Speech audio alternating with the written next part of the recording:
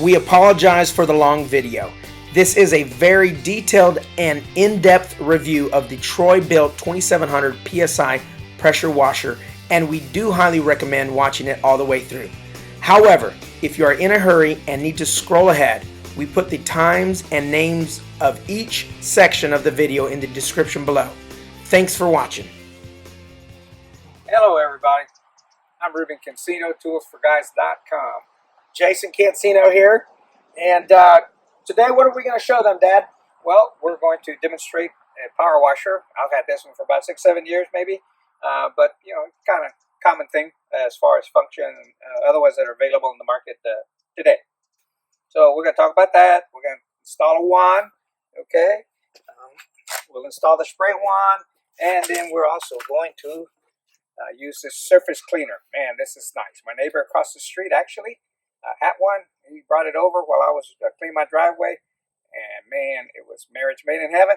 I went and got me one the next day. So what you're saying is, if I heard you correctly, is that you actually bought that separate after you bought this. Oh yes. So you can buy it as an accessory, if you will. Yeah, sure. And you'll be able to see a link for, you can get on Amazon, you can go to Lowe's, you can go Home Depot. It's about $75, $80. Depending, if you buy it on Black Friday, it might be even cheaper. Hey, I like Black Fridays. Nothing wrong with those days. Yep. So now what we have here, though, is a Troy Bilt 2700 is the max PSI, and 2.3 max gallons per minute. Now, Dad, you want to tell us a little bit about the 2700 PSI?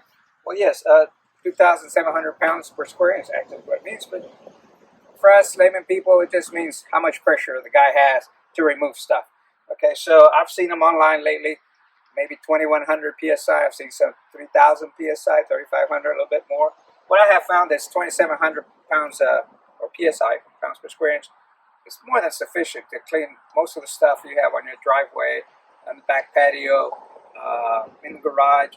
So, have you done any maybe off the brick on the outside of your home? Oh yes, I've done that too. And 2,700 takes care of that. Oh yeah, it takes care of that easily. In fact, you got to be careful because 2,700 can do more than plenty. Okay, but that also then brings us to the next point of the different nozzles, correct? Oh, it comes with 4 nozzles. Okay, and as you look closer, you will be able to see, for example, this one just says for soap, and they'll all explain to you the different applications.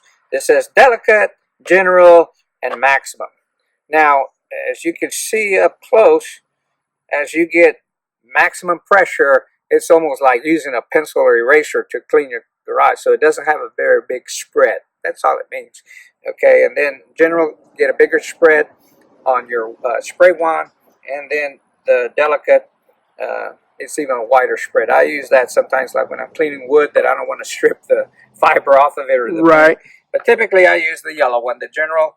And there's sometimes I have to really go into it deep. I can't take a spot off or stain, and I'll use the maximum pressure. But it literally is like using a pencil eraser. So, you know, it's not very effective as far as time. But this is the one to use. Most of them will have it. And the general is the one you use more often than not. Yes, more often than not. That's what I'll be using today. All right. So, like I said, the Troy Bilt I bought a while back. I did had some old gasoline left over from the last hurricane. You know, I store up like 10 gallons of gasoline just in case. You know, for my chainsaw. You know, for other things that I can need. And for those, I know, Dad. Again, you're kind of really, I mean, an engineer for over how many years? Too many. Too many years. But obviously, I know, you know, master do-it-yourselfer here. At least I would consider my dad that. But this is normally used, from my understanding, right, when you have some type of gas-operated machinery and you're not using it on a consistent basis.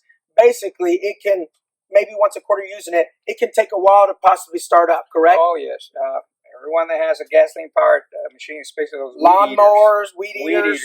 Sometimes you can wear out your hand. You got to put a glove on because you start getting blisters, you know, from pulling the little cord back and forth, and it just won't start. Well, there's a couple of things. Number one, this Troy Bilt doesn't even have a choke.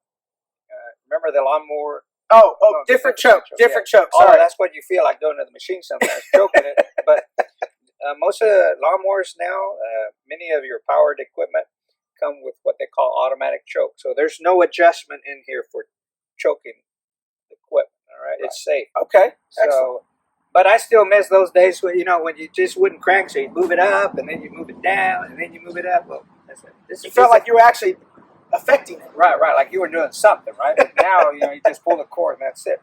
But anyway, so what happened this last go around, I pulled the cord. One time it didn't start like it was supposed to. Then I have some fuel stabilizer, which is very nice and handy when you have had the gasoline for months. Okay, normally they recommend not to have the gasoline more than 30 days. So when you've had it for months, you take a few drops of this, put it in there, shake it up a little bit, and it is good to go. And that's what I did this go around. So we've done that. Thank you, Jason. And we're going to, before we crank up, of course, we got to bring some hose in, some water. So here's my water hose. All right. What I did is I put this little plastic quick connect valve on here. Now, so what you're saying is you don't necessarily need that, but you did that for a reason, correct? Oh, yes, yeah, because the faucet is way over there, all right, like 50 feet over there. So I don't have to run back and forth every time. So I just have it on there, and then wherever I need it, I leave it on over there, and I just turn it on and off as I need it right here. So, And so what do you call this nozzle? well, it's just a little plastic valve, on-off valve. So Okay. you can get it at Home Garden Center, Lowe's, Home Depot, or you can order on Amazon. Okay. So, And then go ahead. one thing before we really kind of get to work in here is my biggest thing is that 2.3 max gallons per minute. That sounds like a lot to me. All right. But what I found is that the average shower uses 5 gallons per minute. So help me do the math here, Dad. Sure. And I would say, I think safely say 10 minutes. Most people probably take a shower in about 10 minutes. Maybe some a little more, some a little less, but 10 minutes. Depends if you're in a hurry, or depends if you got plenty of time. Right. So, 10 minutes times 5 gallons, you're looking at 50 gallons right there for a 10-minute shower. How long will we need to take to hit 50 gallons here? Well, you get your little calculator, or you can ask a fifth grader, take 50 divided by 2, and you get 25, roughly. So Roughly, yeah. I don't know. I must be a fourth grader. I couldn't do that in my head, but thank you for doing that. Yeah, it's like having 50 is like 2 quarters, and you split them in half, you get 1 quarter is 25. Right? I'm more lost, but thank you for that explanation, Dad. All right. So now we're going to come back to you, and we're going to show you what it looks like over here. So this is the hose that comes with the power washer. Obviously, it's the outlet connection that's going to the power washer 1, which I will connect in a few minutes. So I connected this a while back. I had some difficulty to remove it the first time, so I just leave it on there, and when I'm done, I actually just take the hose and wrap it around the handle over here. So basically it stays there all the time. But my hose cannot do that. So here's my garden hose, my little quick connect on-off valve, and I'm going to just put it on there. Because it's plastic, it's very easy to work with, and you're going to get water drippage anyway, so that's not a problem. So I'm going to test it. I still have my one disconnected right here, so I'm going to test, run water on. Yep, we got water. Got to get some of that air out here. So it's nice to verify that you have water. You should never run the machine without water. It'll overheat and break down on you. So we definitely have water. I'm going to turn it off. I'm going to connect my one. And that's, by the way, just another reason why to have that that turn off, that shut off valve that you can get at Lowe's, correct? Yes. So the connection here is just a O-ring seal. Just going to push it in here. Now, before you do that, you mentioned that you wanted to, it was a little bit, we hadn't used it in a couple months, so it was a little bit rusty. Right, yeah, right? So I did. It was a little rusty, and the O-rings can dry out on you. So normally I keep handy a tube of Vaseline. Just plain old petroleum jelly. Okay. All right? And I took some of that and put it on the O-ring, just kind of with my finger. Yep. And that helps it seal better and keeps it from cracking over time. So I'll just push that in here, and then just start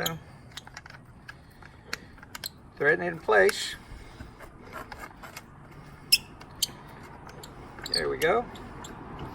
And most of the stuff is just usually hand tight because there are rubber seals involved. So that's all I've done here. I'm going to check to see I have water. So, got to turn it on again, right? Here we go. I can see that hose pump up, so it must have water. There it is. Of course, it's not spraying right now because I don't have a little sprayer on there, but verified I do have water. So I'm going to put on my little connection. These are called quick connects. So I just bring it down and it pops in place. And just verify it. Do it one more time for the camera. Okay, sure. To take it off, you reverse the action, pull it down a little bit, take it out. All right. So here's putting it back on. Pull down on the collet. Let's call it the collet. And here's my little attachment. Kind of just put it in there and pops. Never look down on it. Don't do this, all right? Okay, because it can pop off and hit you in the eye, right? So good. That's a good tip. All right, so here it is, popping it back in place.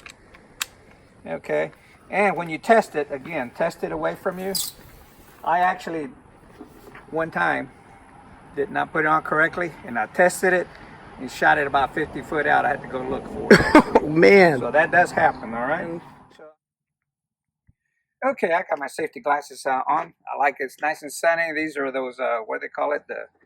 They get nice and dark when the sun's out, so that's what, and clear when you're inside, well, that's nice. So here's my wand. Here's the area we're going to clean today. Get my photographer back up a little bit there. Now, here we go. So this stuff, typically on driveways and patios, actually comes from the roof. But anyway, we have it. So we're going to take a section of this driveway, and we're going to use the spray wand first. And then I'm going to attach the surface cleaner and do another few streaks with that, and just to show you the difference, the easiness and the effectiveness of doing each one. So we're going to crank up the machine and get started. Okay, so I'm going to start my power washer machine, and there's one thing of note. Here's your muffler. You usually want to point that away from where your work area, but we're in a very big area. I'm just going to, once I crank it up, I'm going to just point it a little bit direction, and we're good to go. So again, there's only an on-off button right here. So we pushed it on. When you want to turn it off, you just take the button, put it in the off position. But here we go.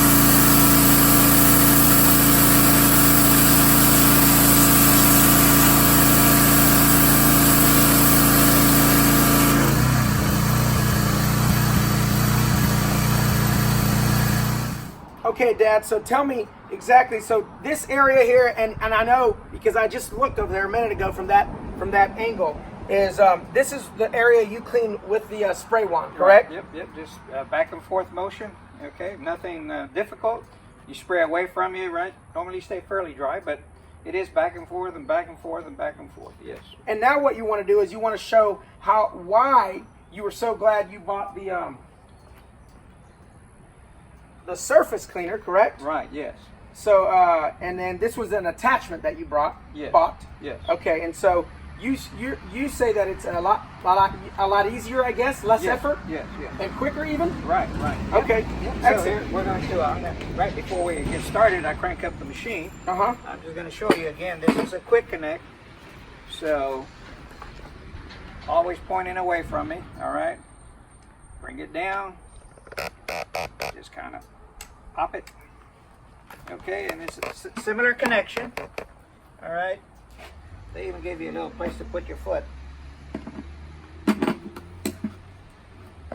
There we go. Well, that looks simple enough. It's attached.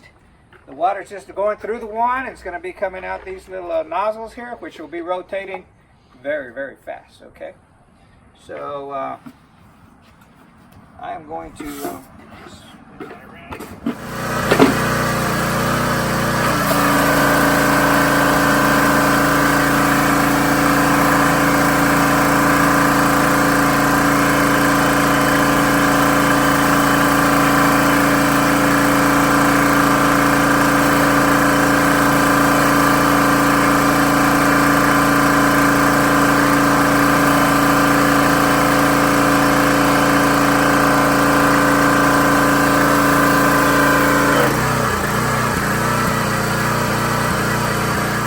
So Dad, I just saw you. It looks like you literally did this area with the spray wand, but almost twice the area. At least twice. At least twice, yeah. I actually wanted you to keep going because you did it so quickly. So twice the area in almost half the time. Oh, yes.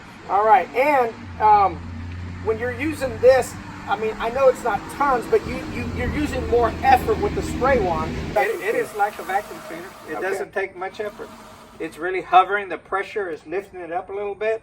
Of course, you got these little brushes under here. You can see the brushes, Yep, or it's like, you know, a brush. absolutely. And it keeps the water from spraying out. So that makes it real handy. Like if you want to go inside your garage, you can clean the floor without spraying everything around it. And of course, all you're doing at that point is just squeegee or broom out the water, but you haven't made a big mess and splashed everything around. So Man, it's really that's good for fantastic. that. That is fantastic. Hey, well, thank you for joining us today on Tools for Guys. Again, you know what? When it comes to taking care of your driveways, patios, you know, I've done my fence. I've done my brick wall.